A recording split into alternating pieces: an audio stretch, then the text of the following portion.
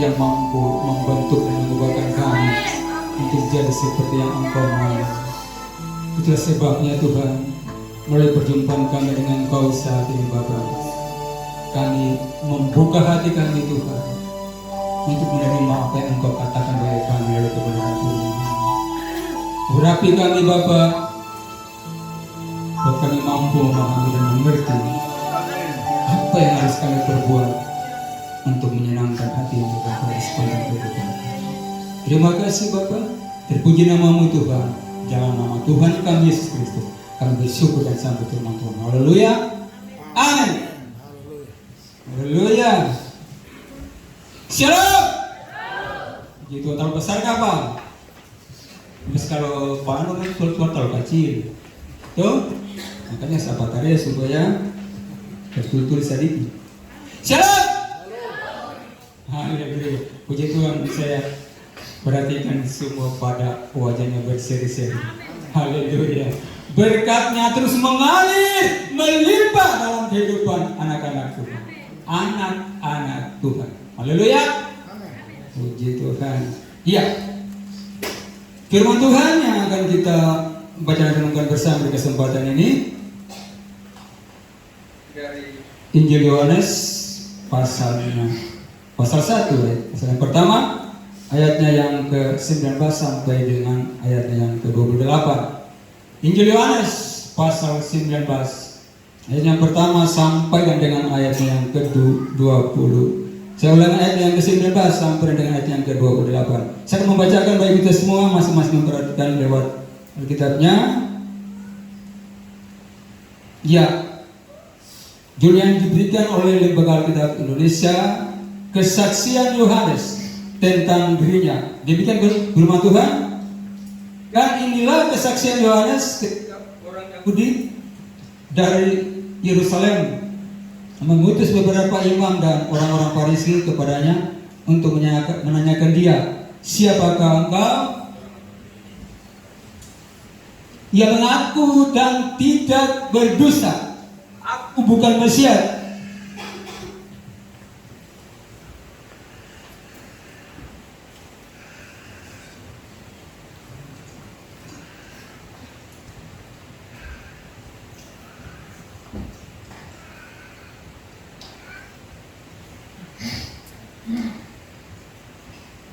Saya ulangi, ia mengaku dan tidak berdusta, aku bukan Mesias. Lalu mereka bertanya kepadanya, kalau begitu siapakah engkau? Elia? Dan ia menjawab, bukan. Engkau kan nabi yang akan datang? Bukan. Dan ia menjawab, saya ulangi, nabi yang akan datang? Bukan. Dan ia menjawab, bukan. Maka kata mereka kepadanya, siapakah engkau? Sebab kami harus memberi jawaban kepada mereka yang mengutus kami. Apa katamu tentang dirimu sendiri? Jawabnya, akulah suara orang yang berseru-seru di padang gurun, luruskanlah jalan Tuhan, seperti yang telah dikatakan Nabi Yesaya. Dan di antara orang-orang yang diutus itu ada beberapa orang Farisi. Mereka bertanya kepadanya, katanya, mengapakah engkau membaptis jikalau engkau bukan Mesias, bukan Elia, dan bukan Nabi yang akan datang? Yohanes menjawab mereka, katanya, aku membaptis dengan air, tetapi di tengah-tengah kamu berdiri dia yang tidak kamu kenal, yaitu dia datang kemudian daripada aku, membuka tali kasutnya pun aku tidak layak. Hal itu terjadi di Betania yang di seberang sungai Yordan, di mana Yohanes membaptis. Baik, puji Tuhan. Kita masih pada tema bulan Februari, yaitu karakter murid Kristus. Ya, judul khotbah pagi ini adalah hidup sederhana dan rendah hati. Hidup sederhana dan rendah hati. Ya, Yohanes Pembaptis adalah seorang yang sangat dikenal pada masanya. Banyak orang datang kepada dia berduyun-duyun datang kepada Yohanes untuk dibaptis di Sungai Yordan. Termasuk Tuhan Yesus sendiri datang kepada Yohanes Pembaptis untuk dibaptis di Sungai Yordan. Nah, kalau dilihat dari segi popularitas, dia sangat terkenal pada masa itu. Ya. Tapi sesuatu yang dapat kita teladani dari dia, itu dia tetap mengajarkan hidup yang sederhana dan rendah hati. Dia terkenal, tapi dia rendah hati. Dia terkenal, tapi hidupnya sederhana. Iya, baik. Puji Tuhan. Untuk itu, karakteristik yang dapat kita pelajari dari Yohanes Pembaptis adalah sikap kehambaan. Sikap kehambaan dari Yohanes Pembaptis yang patut kita pelajari, patut kita contoh. Dia terkenal, tapi dia rendah hati. Sebagai seorang anak Tuhan, hamba Tuhan, kita harus hendak. Ya, pada ayat 20 bilang, ia mengaku dan tidak berdusta. Katanya, aku bukan Mesias. Dia mengaku dan tidak berdusta ketika dia ditanya. Tapi kebanyakan orang ketika ditanya sekalipun sudah salah, dia menyangkal dan berdusta. Yohanes tidak. Dia tidak ngaku-ngaku diri. Iya, kalau datang di zaman sekarang, sekalipun sudah buat salah, tapi kalau ditanya, menyangkal, tipu lagi, balik menyalahkan orang lain dan membenarkan diri sendiri. Satu sifat manusia yang terjadi di akhirnya. Tapi saya bersyukur di dalam di sini tidak ada. Tidak ada toh? Iya, harus pastikan bahwa tidak ada, karena kita semua hamba Tuhan harus rendah.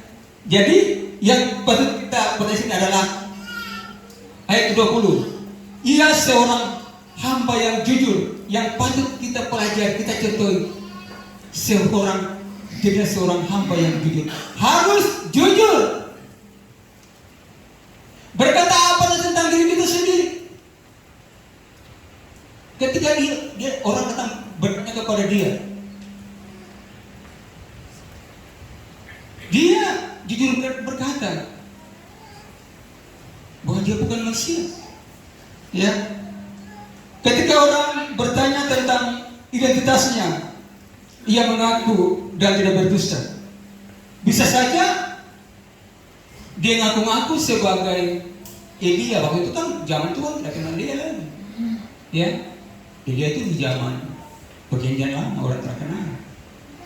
Tapi terkenal dalam Alkitab. Tapi tidak mengakukan dia.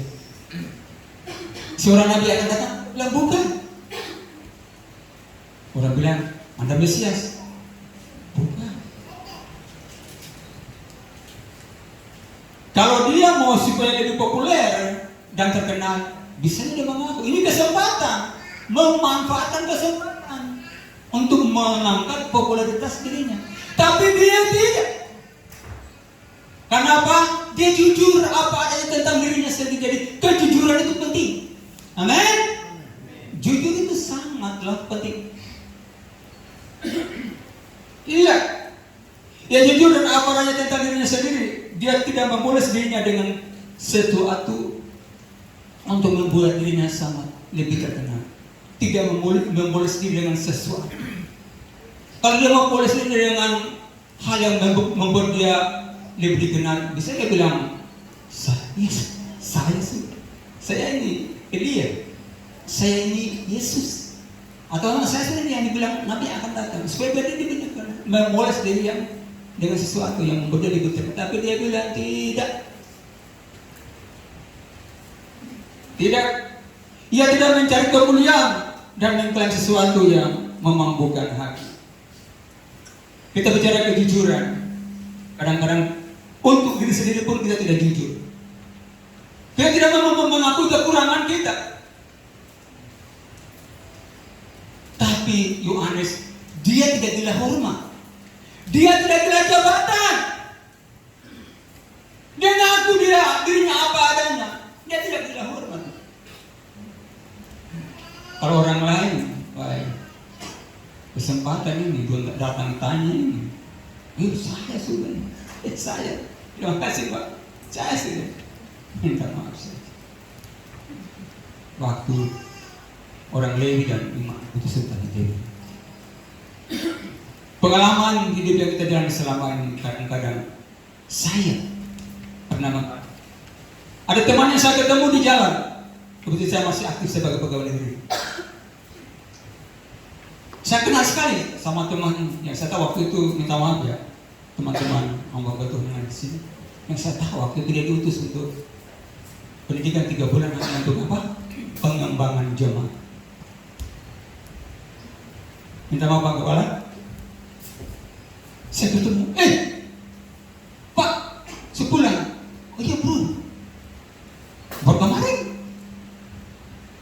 baju makinat, kancing dengan panjang, karena juga kan kancing terpakai das, terpakai kancing, berarti, baru baju mungkin baru balik dari toko bro cuci, bro sudah. Oh temannya kalau pancing dia dengan bicara, dia kita buat satu dia punya sebanyak sekali. Belum tahu. Katong kuliah cuma, dia bilang katong kuliah cuma 3 bulan, tapi kita dipacu maraton. Bayangkan kuliah 3 bulan sampai S2. Itu mana sih? Minta maaf ya, karena teman itu kenal lama yang saya tahu teman ini cuma tamatan SMP. Jadi saya SMP saja. Saya kenal sudah lama. Kok dia bilang dia bisa sampai 3 bulan? Saya bilang kok bicara dengan siapa ini? Mau apa? Nggak jujur terhadap diri sendiri, tipu diri sendiri tuh, betul kan? Tipu diri sendiri, mengangkat diri supaya jadi puji orang. Apa gunanya? Nggak ada gunanya. Berkaca dari Yohanes Pembaptis, dia tidak polis dirinya dengan sesuatu yang membuat dia lebih terkenal. Dia tidak mencuri kemuliaan. Dia tidak istilahnya mengklaim sesuatu yang bukan haknya. Ada teman hamba Tuhan, dia datang ke saya cerita dengan saya, Pak, saya bisa betul. Oh ya Pak, saya cuma SMA saya juga. Saya banyak pengalaman kalau bicara soal pelayanan. Bagus saya sangat pengalaman waktu di Maluku. Saya orang Maluku. Cerita hati-hati. Cerita tempat-tempat susah. Tempat sini alamatnya susah. Cerita di Maluku tapi dia sebut di Maluku Utara, tapi yang disebut itu kampung itu ada di Ambon. Saya bilang saya orang Maluku, dalam hati saya tuh tidak bikin malu. Jujurlah terhadap diri sendiri. Pak, pengalaman saya di Sorong, 1 kali rumah sakit umum bisa pulang. Doa banyak. Mujizat terjadi hari itu, sedemai Tuhan. Saya cuma sadar diri saya berdua, antara semua pulang tinggalkan rumah sakit. Mengklaim sesuatu yang bukan haknya. Hanya punya banyak mujizat sebuah. Saya berangkat ke Biak, mendoakan orang sembuh. Saya pun ada Biak, bawa uang juta-juta. Bapak hebat ya.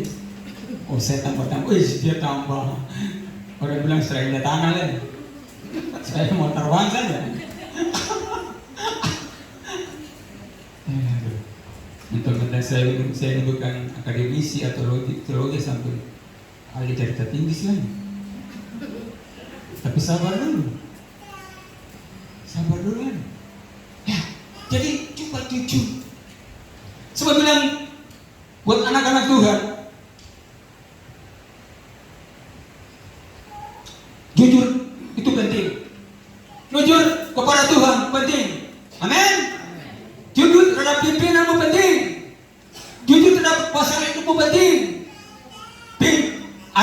Kepadamu penting, siapapun, dimanapun, kejujuran harus kau bawa. Karena apa? Kau menyandang predikat sebagai anak Tuhan, sebagai hamba Tuhan. Karakter hamba Tuhan, sikap hamba Tuhan penting. Tuhan senang orang jujur. Mau tahu akibat ketidakjujuran Ananias dan Safira mati di tempat. Tidak jujur toh? Tidak jujur.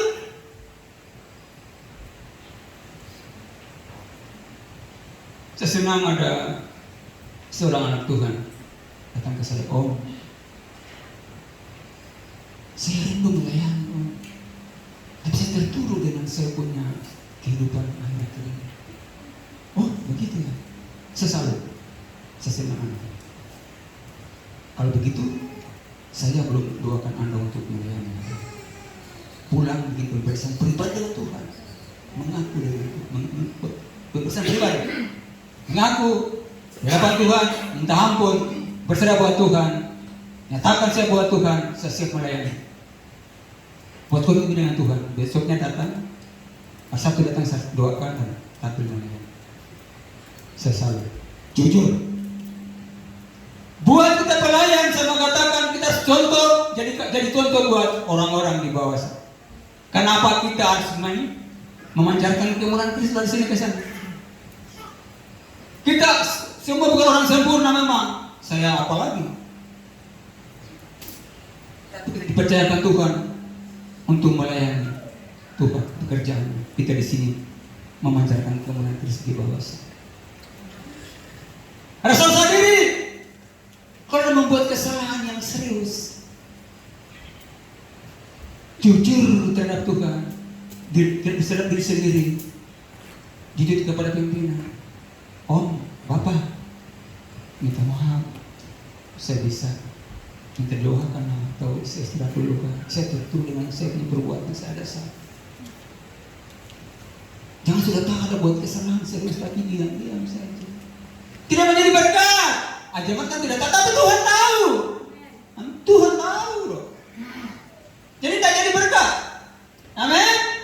Tidak jadi berkat buat orang di bawah sana. Kalau saya ngomong, memang kemarin orangnya benar. Oh, mungkin saya lebih jauh daripada Anda di bawah sana. Tapi saya punya kerinduan. Saya punya niat. Saya punya berjuang. Saya tidak diam-diam. Dan ini harus kita lakukan sebagai anak-anak Tuhan. Jujur, itu penting. Melakukan apa yang bisa menyenangkan Tuhan. Karena Tuhan mau kita harus jujur. Istri terhadap suami harus jujur. Amin. Harus jujur. Suaminya tidak ada. Istri mau jujur terhadap suami. Amin. Saya juga jujur terhadap istri. Ya. Sering diingatkan dari sini Bapak Gembala, jangan gajinya 15 juta baru sembuh stroke. Gaji cuma 5 juta mah, baru 10 juta kemana? Terjujur tuh, makanya itu diberkati. Jujur terhadap suami, jujur terhadap istri, apalagi terhadap Tuhan. Ya, penting. Kalau yang kata bukan agak bang. Iya tak? Betul tidak? Iya. Oke, jadi itu. Jangan suka ngangkat-ngangkat diri supaya dipuji orang. Jangan gila hormat dan gila jabatan. Jangan tipu Tuhan, jangan tipu diri sendiri, jangan tipu istri, jangan tipu suami. Nah cuma mau lakukan itu, mau jujur. Puji Tuhan. Itu yang dengar tuh? Iya. Jadi yang pertama, jujur. Karakter yang dapat kita kenal daripada Yohanes Pembaptis itu sikap kehambaan. Itu jujur. Dari ayat 20. Yang kedua, ayat yang ke-23. 23 saja. Jawabnya, akulah suara orang yang berseru-seru di padang gurun, luruskanlah jalan Tuhan, seperti yang telah dikatakan Nabi Yesaya. Jadi, sikap yang kedua yang dapat kita teladani dari Yohanes Pembaptis adalah taat. Taat kepada Tuhan. Ayat ini menunjukkan tentang ketaatan Yohanes Pembaptis. Dia menerima ini sebagai perintah dari Tuhan untuk menjalankan itu. Dia diperintahkan untuk membuka, merintis jalan bagi sang perintis, sang Mesias, dan ia melakukan itu dengan berseru-seru. Untuk apa? Untuk memberitakan pertobatan sebagai persiapan menyambut Kristus. Jadi apa? Kan di sini dia bilang apa? Ayat 23. Seperti yang telah dikatakan Nabi Yesaya. Jadi Yohanes maksudnya dia yang menggenapkan nubuatan dalam kitab Yesaya pasal 40 ayat 3. Dia yang genapi.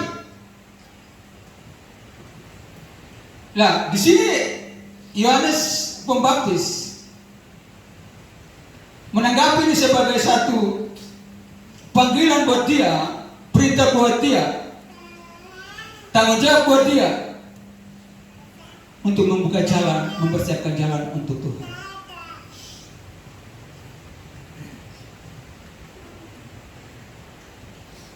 Bagian dari sini apa? Bukan saja Yohanes dia merasa bahwa Yesaya 40 ayat 3 ini itu bagi dia.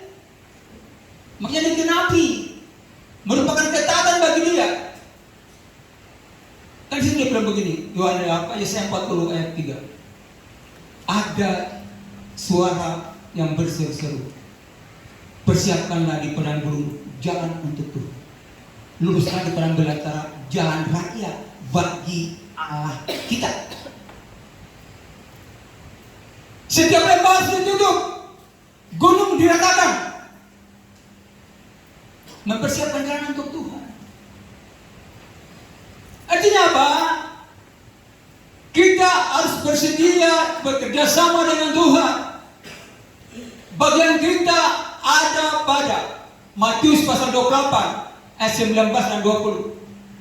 Pergilah kamu, jadikan sekalian bangsa itu muridku, dan baptislah mereka dalam nama Bapa, Anak, dan Roh Kudus, dan ajarlah mereka melakukan segala setiap kuperintahkan kepada. Dan ketahuilah, aku menyertai kamu senantiasa sampai pada akhir zaman. Tapi ketika kita diberi kepercayaan untuk mengembang tugas pelayanan, kita beralasan, kita berdalih. Saya tidak sanggup, Bapak. Firman Tuhan bilang apa? Aku menyertai kamu senantiasa.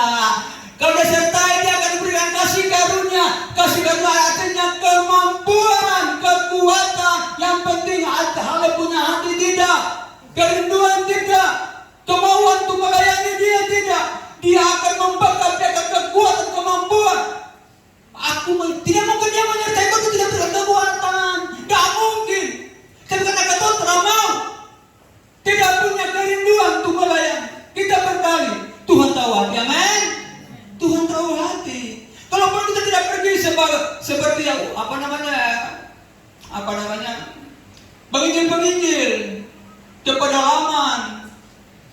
Kita paling dalam gedung saja. Tapi terima tanggung jawab itu, amin. Lakukan dengan setia, amin. Ya. Jangan saudara melepaskan alasannya ini, alasan itu, alasan tidak mampu. Tidak mampu, Bapak.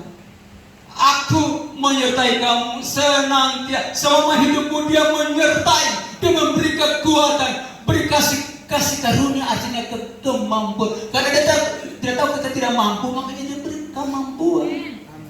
Tinggal di sini ada kita mau terima tanggung jawab itu atau tidak. Ada amin. kuncinya.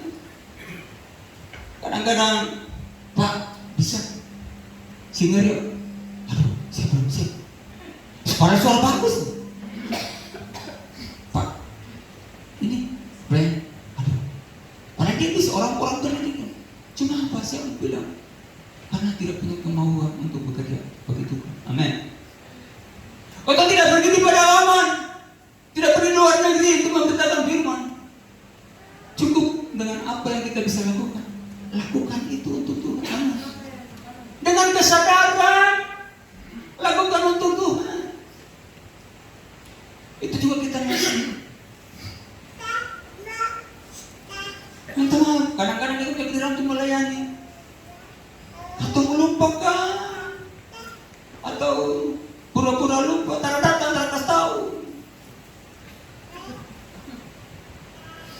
Pak, terdatang, tolong ganti kak. Atau kemarin saya ke tempat itu aja dulu ketemu bukan apa namanya super lah, ketemu pintar sekali lah. Beri langsung sampaikan apa yang kita mau bilang. Kita mesti belajar, paling tidak 1 hari lah. Ya kan? Iya. Akhirnya, kenapa? Itu. Jadi yang kedua, taat. Taat kepada Tuhan.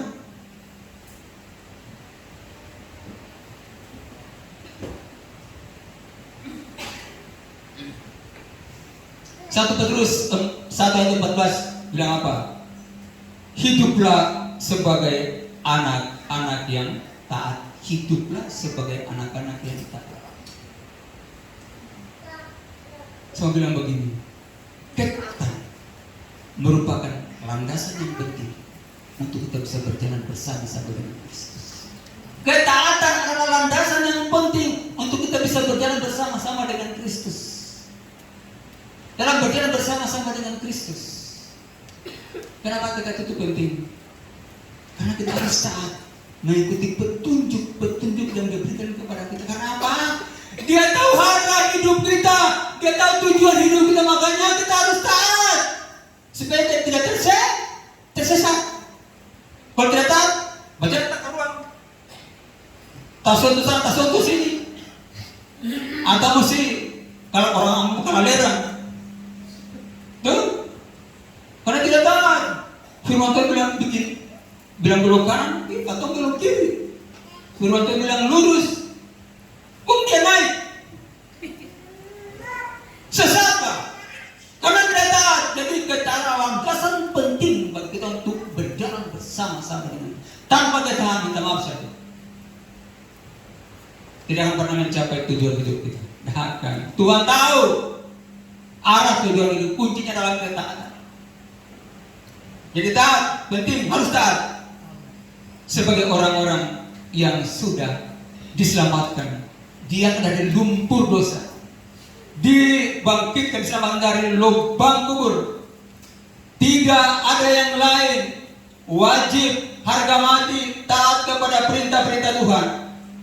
Amin. Ketetapan, hukum, perintah-perintah Tuhan harus kita taat. Firman Tuhan bilang tidak berat kok. Ini Bapak gambar satu pasal 1 Yohanes 5 pasal 3. Perintah-perintahnya tidak berat. Tapi kita bilang berat kenapa? Tidak punya kemauan untuk melakukan.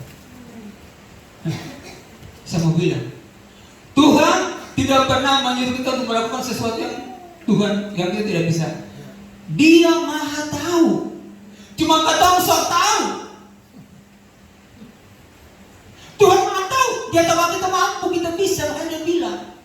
Tuhan tidak bilang perintah-perintahku perintah-perintahnya tidak berat. Tapi yang berat. Tuhan tahu kok. Sekali lagi dia tidak pernah menyuruh kita untuk melakukan sesuatu yang bagi dia kita tidak bisa. Karena tahu kita bisa, makanya suruh kita lakukan. Kita bilang tak bisa. Maka saya bilang Tuhan itu maha tahu. Tapi Tuhan saya sok tahu. Itu kuncinya di situ. Maka kita bilang perintah Tuhan berat apa? Kalau kita mau bisa saja. Kenapa yang lain orang bisa? Kita tak bisa. Ada men? Iya itu mas. Ya saya tidak banyak-banyak ya. Yang terakhir di sini pada ayatnya yang ke berapa di sini?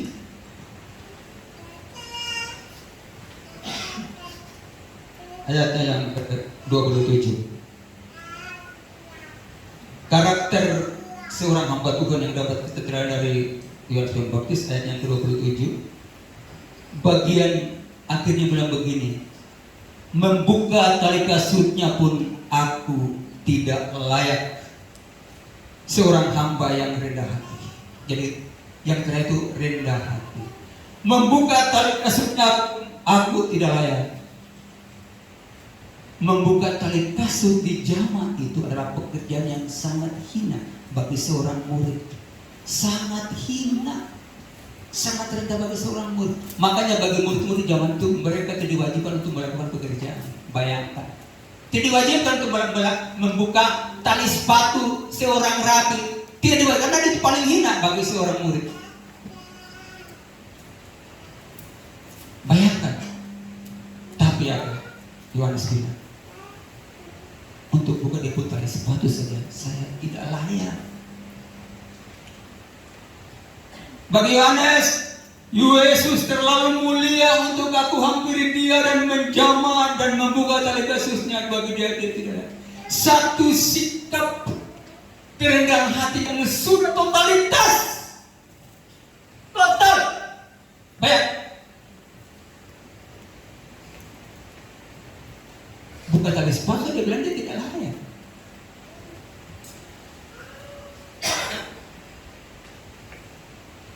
Dia hanya suara orang yang berseru-seru, dan untuk membuka tali kasut pun dia tidak layak.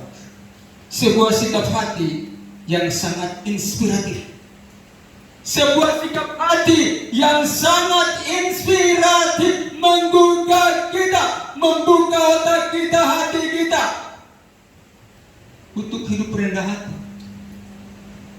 Amin. Tiru dia.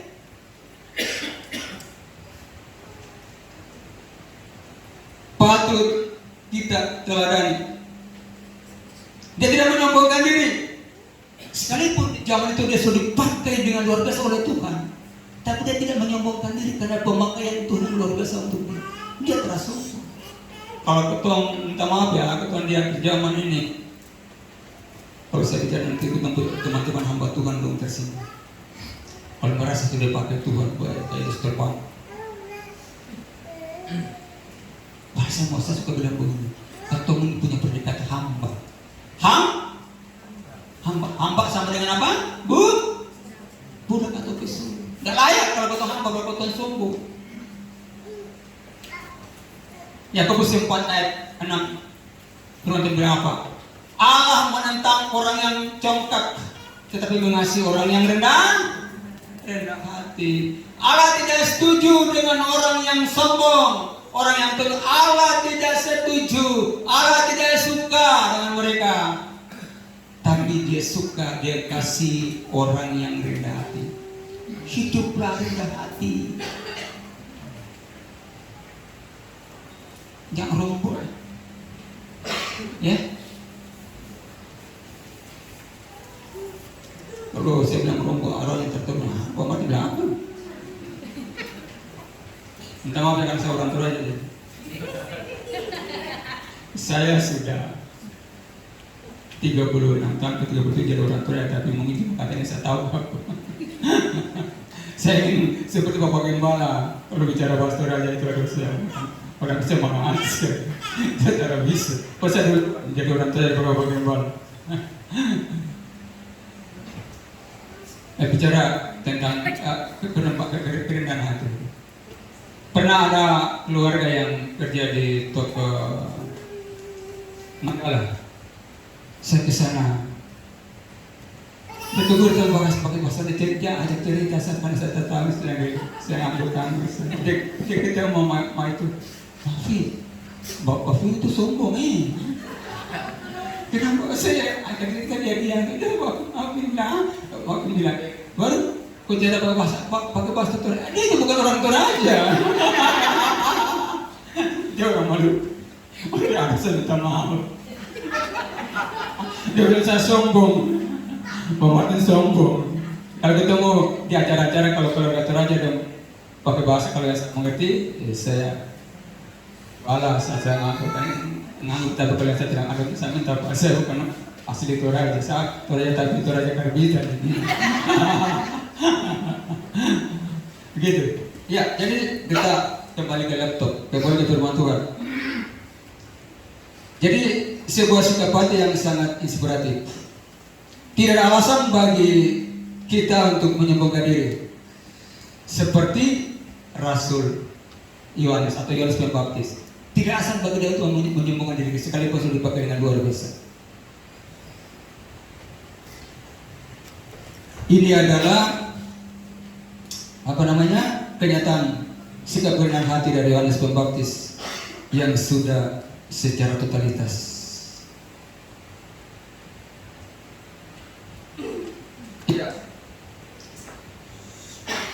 Kalau kita membicara tentang kerendahan hati,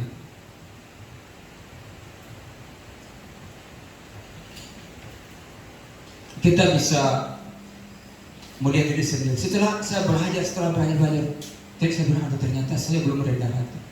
Saya jujur buat Bapak Ibu, saya belum merendah hati.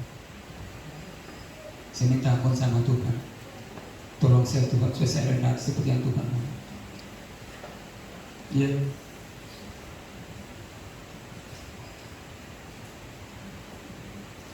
Jangan pernah kita merasa lebih penting daripada orang lain. Itu bukan sikap rendah hati. Jangan pernah kita merasa lebih pintar dari orang lain, sekalipun memang kenyataannya kita lebih pintar. Tapi kita harus pakai ilmu padi itu. Semakin beri semakin merundut. Jangan, Pak, mana kalau padi sudah kamu tuh tidak mungkin dia pakai ini terus. Pasti apa? Dia merundut. Orang semakin pintar, dia semakin merendah. Betul tak? Lihat orang-orang pintar pun merendah. Daripada juga yang semakin pintar, semakin terbang-terbang. Itu tersuka. Makanya firman Tuhan bilang Allah menentang orang-orang seperti itu. Ya. Ciri orang yang rendah hati di sini apa namanya? Suka mengakui kesalahan, gampang mengakui kesalahan. Apalagi ciri orang rendah hati suka menerima kesalahan. Ketika dia bersalah, dia diingatkan, dia terima. Ketika dia bersalah, dia menyadari dan mengakui. Kalau orang rendah hati, kalau orang yang tinggi hati, dia buat salah, dia tidak mau mengaku. Walaupun diingatkan, berarti ngotot, membenarkan diri dan menyalahkan kita yang mengingatkan dia, itu bahaya. Itu kan sikap yang tidak. Ya. Sikap orang rendah hati salah satunya adalah terbuka untuk apa? Membuka diri untuk apa? Kritik membangun. Nah, orang kan kritik. Kalau dikritik, dia marah. Oh, itu bukan orang rendah. Jadi lihat dari sini, kita bisa lihat dari sini. Kalau dikritik, ya. Kemudian sikap orang rendah hati tidak bersikeras. Tidak bersikeras. Ini bisa terjadi di forum-forum. Orang yang rendah hati, dia tidak akan pernah mempertahankan pendapatnya dalam suatu pertemuan. Tapi kalau orang yang tinggi hati, dia akan bersikeras mempertahankan dia punya pendapat. Sekalipun mungkin salah, dia pertahankan. Saya belajar tentang sikap rendah hati. Dia bilang begitu. Tidak bersikeras. Dia suka mengalah. Tapi kalau orang yang tinggi hati, di situ dia tidak. Sekalipun sudah nyata itu besar, tapi dia tidak mau mengalah. Ini perlu buat apa? Suami istri.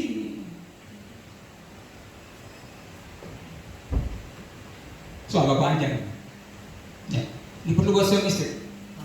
Jadi sikap rendah hati itu penting. Penting. Setiap kita yang datang kepada Tuhan kita harus merendah. Kalau tidak merendah, jangan pernah bermimpi untuk datang kepada Tuhan. Tuhan tidak akan terima orang yang tinggi hati. Dan harus rendah. Saya mau menutup siapnya buat dengan satu kisah nyata. Ini tentang kerendahan hati dalam lingkup keluarga, khusus untuk suami istri. Istri kan gampang lembek. Kalau kesalahan suami satu kesalahan kecil saja, terang ngomong berhari, mama siapkan makan, cuci pakaian apa segala macam. Tidak ngomong. Ini biasanya kerja pada istri sih, betul kan? Betul tak? Suami itu tidak pakai baku. Kebanyakan mungkin kalau pun ada satu, tapi yang kebanyakan itu istri. Tidak ngomong sampai berminggu-minggu. Dan itu saya akui dulu pernah terjadi buat istri saya. Tapi sekarang saya bersyukur. Sekarang oh jauh sekali. Saya bukan mau sanjung. Dulu berminggu-minggu sekarang. Seperti salat marah pagi, siang. Oh, saya kaget ya. Salah makan kawan. Kok bisa perubahan begitu cepat? Saya syukur Tuhan. Terima kasih. Dulu tuh berminggu-minggu saya tidak tipu, orangnya ada tuh. Sekarang tidak sampai 1 hari. Sudah ngomong sih. Nah, satu kisah nyata yang saya mau bilang buat kita, jangan sampai kita mengalami sesuatu yang namanya penyesalan seumur hidup. Karena sikap mempertahankan ego, ya, tidak mau mengalah. Bulan kemarin terjadi untuk satu keluarga. Kita tidak mau kenal. Karena siap mempertahankan ego, tidak mau memaafkan, tidak mau meredak. Jadi harus ada meredak. Begitu bertengkar dengan suami, dia dendam. Tinggal saya sama tapi tidak ngomong-ngomong. Dia tidak ngomong. Bahkan dia pernah tinggalkan suaminya sampai 1 tahun baru dia kembali. Datang sudah satu rumah tapi tidak ngomong. Bayangkan, tidak ngomong. Berbulan-bulan tidak ngomong-ngomong. Ini istri. Jadi orang tua bilang beku ya. Betul. Satu ketika suaminya jatuh sakit, belum ngomong ini, langsung koma.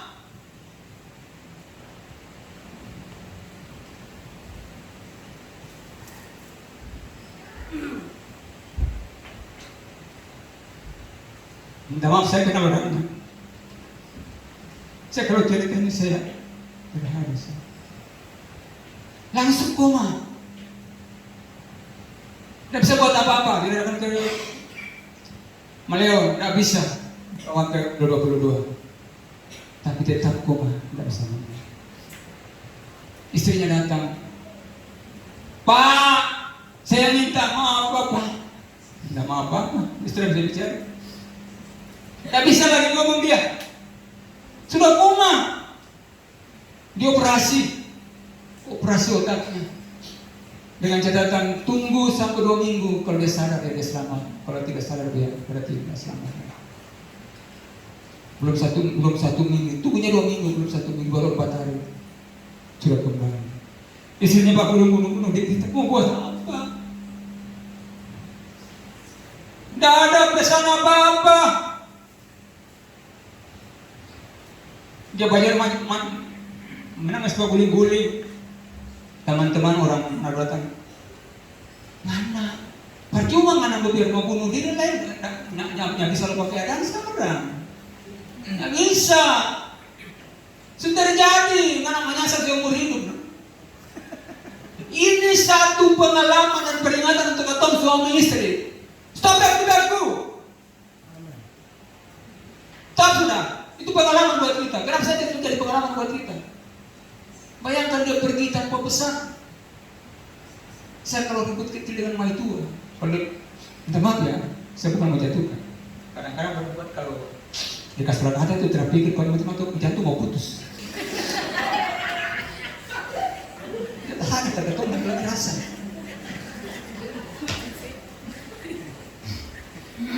Tapi kalau saya sudah selesai seperti itu, saya mulai keras pada perjalanan kehidupan di masa-masa lalu. Mengingat cinta mula-mula. Jujur. Waktu saya baru ketemu, oh ya cinta itu luar biasa. Saya ingat itu. Langsung apa? Saya buati gini. Penonton bilang, kasih menutupi segala sesuatu. Kasih sama dengan cinta. Makanya selalu mengenang cinta mula-mula. Ketong suami istri yang benar. Tapi kita harus saling memaafkan, saling mengampuni. Jangan ego. Baru kemarin kita dengar disampaikan oleh hamba Tuhan tentang apa? Mengampuni. Jadikan pengampun sebagai gaya hidup. Amin. Bayangkan 490 kali kita mengampuni. 7 kali 70 kan 490, benar, betul enggak? Berarti jadikan pengampun sebagai gaya hidup. Stop sudah. Bapak pucat stop. Jangan sampai pasangan kita pergi tanpa pesan. Amin. Saya kira semua tidak mau terjadi seperti yang kemarin terjadi. Tidak mau. Biar ada kesan yang indah. Tahu? Di akhir kehidupan pasangan kita. Ya, jadi karakter seorang hamba yang kehidupan seorang hamba yang paling terkenal daripada Yohanes Pembaptis atau karakter kehambaan adalah jujur, taat dan rendah hati. Jadi jujur, taat dan rendah hati. Kenapa kita sebagai hamba Tuhan? Kita punya topik untuk memperhatikan karakter hamba Kristus. Ya, itu boleh berbuat. Tolong berkati kita dengan firman-Nya.